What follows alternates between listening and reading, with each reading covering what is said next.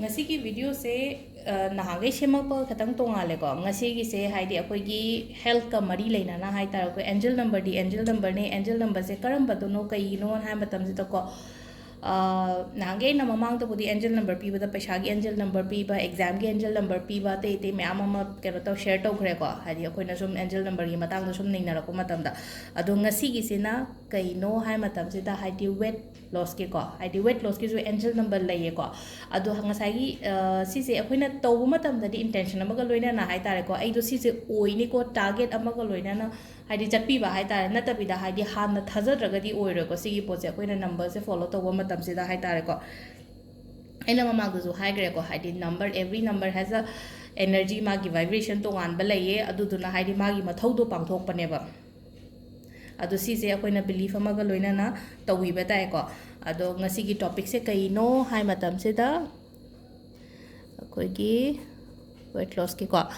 ado ngarang nahan net ya de hai bani na ko haidi kaino gi akoi gi landgate portal gi 88 to ko 88 to tahode hai ko 88 to tahode hai bai nungai ta ko ta ba ka ma do haidi aina kaino gi july gi 20 ga kaino da gi na 26 27 saidagi kaino phawa 12 phawa hang bani ko magi landgate portal se ko adu sigi manung sida koi punima se tang trama thore krom tam ne ko adu punima numita to bio ai haipetang update toro ke ko haidi punima numita koina kai kai to ya ga da gen haibudo adu si kan sida haidi to bi be ko haidi ngarang nang hodra ga so haidi ngarang sum kaino to haidi internet ya da bagi yeng hoden hairak pa mam do hayeng punima numita to bio su kai su kai de ko adu sigi kaino gi de matang de tor se ko haidi akoi gi weight loss ki matang je da hai tar ko haidi weight se akoina aham ba da set tor ga chatla se ba suppose ai gi kaino se ai gi weight se 75 ne har se ko 75 se ai 60 da por ke hai ba gi intention amaga loina na haidi pura target thamaga hai tar ko aida sigi ai gi 75 se hojik 60 natraga 55 fawbadi ai yau da ba ya de ko haina khallaga ko adu masu leire ko adu kamaina season nagadabno hai matam sida ko sum akoina mamang gi da iba matam da le ko haidi body gi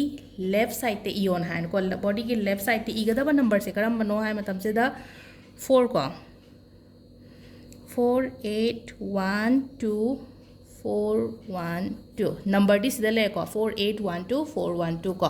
number di sida le re adu e base left side ki nangi pambom gumba de igera hadi hidden oil lo khatam ko hadi heta e ba haraga side e ga no ko hadi u handa bana phaina mingon da aina keno ma tawri bado aina keno ma ningi bado hadi uraga di kaino nangna iri don haibe questions ama lakane na ko do haidi sum khar secret chu thamse ko aina ni jari ba poto phangtri phau ba hai tare ado oi thambagi akoi gi kaino khwang maya da gumba i phaigan de ibe ko haidi phaigan da i adu especially ko gi period matam da di phaigan da gumba di ibi ko no haidi mathak kumba side hai tare ko body gi upper part left side ki upper part kumba da ibi ba hai tare ko ado si masu leire ko haidi i baduma leire ko haidi taseng na thabak yam chin ba mi gi damak ta hai tare ko i yo ko i badu da intention amaga loina na hai tare ko haidi swaina dear number ko sigi da haidi ko haidi ai sum chana dum akoina ning i ba matam da ning khan ba hai tare ko dearest number sigi number 4 dearest number hai number sigi magi maming se lobio ba 4812412412 ko aigi weight se 60 kg ohenba pame natraga 55 kg ohenba pame entro ko haipetang amutang line ama katang hairaga ibi ba hai tare ko aduga amana iba talle iningde hairaga no ko haide chanting to bai ko sigi number se akoina chant to biba chant to bosina 108 ko chamni pal akoina thaba ma to matam da chamni pal lak to di phayan hana ko ado chanting se akoina chamni pan la kumba ko haidi itho chamni pan sum amam son ko dingya amma ani ahuma dai to ga hai soidana ba ko dai to ga haidi chamni pan ki chanting ama to ba yare ko aham badana karino akoina keno to bodo ko keno akoina sida ko number iba ma leire aduga number 2 dana chanting to ma leire ko duga number 3 dana akoina kaino da iba mu iba hai tare ko iba je sigi number se ꯆꯥꯝ ꯅꯤꯄꯥꯟꯂꯛ ꯏꯕꯤꯕ page ꯑꯃꯗ ꯑꯗꯨ ꯑꯣꯏꯔꯒꯗꯤ ꯑꯃꯨꯛ ꯍꯦꯟꯅ ꯐꯒꯅꯤꯀꯣ ꯍꯥꯏꯗꯤ ꯆꯥꯝ ꯅꯤꯄꯥꯟꯂꯛ ꯏꯕꯁꯦ ꯍꯥꯏꯗꯤ page ꯑꯃ ꯂꯧꯕꯤꯔꯒ ꯍꯥꯏꯗꯤ ꯅꯨꯡꯇꯤꯒꯤ ꯆꯥꯝ ꯅꯤꯄꯥꯟꯂꯛ ꯍꯥꯏꯗꯤ ꯅꯨꯃꯤꯠ ꯀꯩꯁꯨ ꯀꯩꯅꯣ ꯇꯧꯕ ꯅꯪꯒꯤ ꯇꯥꯔꯒꯦꯠꯇꯣ ꯌꯧꯗ꯭ꯔꯤ ꯐꯥꯎꯕ ꯑꯗꯨꯝ ꯏꯕꯤꯌꯣꯕ ꯏꯕ ꯀꯥꯟꯁꯤꯗꯀꯣ ꯑꯗꯨꯒ ꯍꯥꯏꯗꯤ ꯁꯤꯁꯤꯅ ꯉꯁꯥꯏꯒꯤ ꯔꯥꯏꯇꯤꯡ ꯀꯣ ꯍꯥꯏꯗꯤ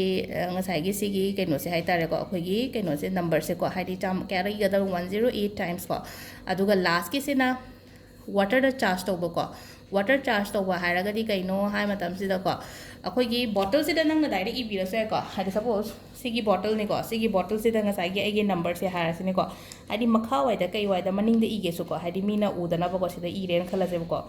4 8 1 2 4 1 2 sida aina makhada maningda iye ko sise ko smaina iraga dum sigi ising se dum haidi sise sida haidi energy se half khrabane aina sigi ising sida ko aduga sigi ising se haidi thakpi ba ko adu at least try to kaino ko haidi bottle ahum gumba thakna ba nungti gi tawbiyo ko haidi ising thakpa se kya mi thakna da ba yawne ko aduna sidagi dum hawre ba dum ising thakpa sidagi haidi healthy lifestyle gumba dum akoina sidagi dum semjaba yare ko haidi ngasai gi numbers angel number ke kaduna ma tongan gare aduga haidi ising thaga di ko ising liter ahum gumba nongma da thakpira ga di haidi isa da leiriba ngasai gi phatawdi leiba khot ki mayam leraga su loina detox tawgini ko haidi ai gi manung da leramba ngasai gi singdoktana leramba mayam du ising thakpa se mi kya yam ka hena thakpa leira damni ko aduna ising khare yam thakpiyo ising liter ahum gumba thakpiyo ke at least adu si se liter ahum se haidi ngasai gi bottle se da ko haidi sillaga hai tare ko natraga haidi bottle se de ithoga thamaga ado ising je dum yaujaraga leisano sigi bottle ahum se nomam thakpiro ko ado sidagi dum change la ani ba ngasai gi aina sigi mayam se chanting tawriba iriba kholiba haidi aina weight se agi manifest tawrabnina haidi ꯐꯠꯇꯕ ꯆꯥꯕ ꯐꯥꯎꯗ ꯑꯩ ꯆꯥꯅꯤꯡꯉꯛꯑꯔꯣꯏꯕ ꯍꯧꯖꯤꯛ ꯍꯥꯏꯗꯤ ꯖꯪ ꯆꯥꯕ ꯑꯣꯏꯔꯣ ꯑꯃ ꯍꯥꯏꯗꯤ ꯑꯟꯍꯦꯜꯗꯤ ꯆꯥꯕ ꯈꯣꯠꯄ ꯆꯥꯔꯣꯏꯒꯦ ꯍꯥꯏꯕꯒꯤ ꯈꯤꯇꯪ ꯏꯁꯥꯗ ꯀꯟꯇ꯭ꯔꯣꯜ ꯑꯃ ꯍꯥꯏꯇꯥꯔꯦꯀꯣ ꯍꯥꯏꯗꯤ ꯀꯟꯇ꯭ꯔꯣꯜ ꯑꯃꯗꯤ ꯂꯥꯛꯑꯅꯦꯕꯀꯣ ꯑꯗꯨꯗꯒꯤ ꯑꯗꯨꯝ ꯍꯧꯔꯅꯤꯕ ꯑꯩꯒꯤ ꯆꯦꯟꯖꯁꯦꯀꯣ ꯑꯗꯨꯗꯨꯅ ꯍꯥꯏꯗꯤ ꯁꯤꯃ ꯇꯧꯕ ꯍꯧꯕꯤꯔꯒꯗꯤ ꯃꯁꯥ ꯃꯊꯟꯇ ꯑꯣꯇꯣꯃꯦꯇꯤꯀꯦꯂꯤ ꯑꯩꯒꯤ ꯂꯥꯏꯐꯇ ꯑꯗꯨꯝ ꯆꯦꯟꯖ ꯂꯥꯛꯀꯅꯤꯀꯣ ꯑꯗꯨꯅ ꯍꯥꯏꯗꯤ ꯋꯦꯠ ꯂꯣꯁꯀꯤ ꯑꯩꯅ ꯍꯥꯏꯁꯦ ꯍꯥꯏꯗꯤ ꯏꯟꯇꯦꯟꯁꯟ ꯑꯃꯒ ꯉꯁꯥꯏꯒꯤ ꯅꯝꯕꯔ ꯈꯛꯇꯪ ꯏꯔꯦ ꯍꯥꯏꯔꯒ ꯇꯛꯈꯠꯇꯅ ꯆꯥꯁꯜꯂꯒꯁꯨ ꯑꯣꯏꯔꯣꯏꯀꯣ ꯑꯗ ꯍꯥꯏꯗꯤ ꯑꯩꯅ ꯁꯤꯗ ꯑꯩꯅ ꯂꯥꯏ ꯅꯤꯡꯕ ꯍꯧꯔꯒꯗꯤ